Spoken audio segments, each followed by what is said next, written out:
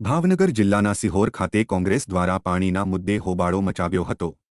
નગરપાલિકાના પટાંગણમાં હલ્લાબોલ કરીને રામધૂન કરી વિરોધ પ્રદર્શન કર્યું હતું। સિહોરમાં કોંગ્રેસ દ્વારા ચીફ ઓફિસરને ગુલાબ આપીને ધ્યાન દોર્યું હતું કે સિહોરમાં 8 થી 10 દિવસે પાણી આવે છે, ત્યારે પાણીના મુદ્દે કોંગ્રેસે નગરપાલિકામાં હલ્લાબોલ કર્યો હતો। જો કે 3 દિવસમાં પાણી નહીં આવે તો ઉગ્ર આંદોલનની ચીમકી કોંગ્રેસે ઉચ્ચારી છે।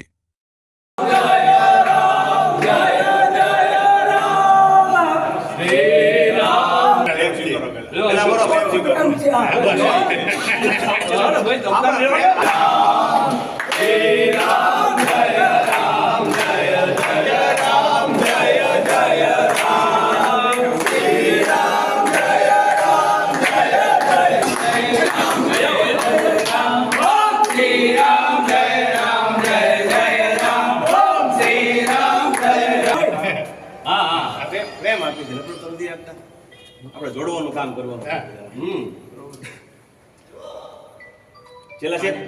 છેલ્લા 7 દિવસથી સિહોરના વિવિધ બોર્ડમાંથી મહિલાઓ અહીંથી બેડા સરઘસ અને મોરચા સ્વરૂપે સિહોરના ચીફ ઓફિસર સાહેબને રજૂઆત કરવા માટે આવતા હતા કે અમને અનિયમિત પાણી મળે છે, 10-12 દિવસે પાણી મળે છે, અમુક બોર્ડમાં તો 10-12 દિવસે પાણી મળે છે અને જે પાણી મળે છે એ પણ દુર્ગંધવાળું પાણી મળે છે।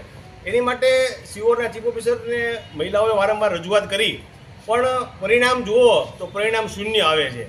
એટલે સિહોર કોંગ્રેસ પક્ષ પાસે જ્યારે આવી ફરિયાદો આવી ત્યારે આજે અમે એક આશ્ચર્યજનક કાર્યક્રમ, એટલે કે આપણા સૌના જે આરાધ્ય દેવ છે ભગવાન રામ, એની રામધૂન બોલાવીને વહીવટીતંત્રનું ધ્યાન દોરાય, એ માટે સિહોરના ચીફ ઓફિસરનું ધ્યાન દોરાય, સિહોરના એસડીએમ સાહેબનું ધ્યાન દોરાય, કલેક્ટર સાહેબનું ધ્યાન દોરાય, ધારાસભ્યશ્રીનું ધ્યાન દોરાય, પ્રભારી મંત્રીનું ધ્યાન દોરાય, એ માટે અમે એક સિહોર કોંગ્રેસ પક્ષ તરફથી રામધૂનનો એક કાર્યક્રમ રાખ્યો હતો કે જે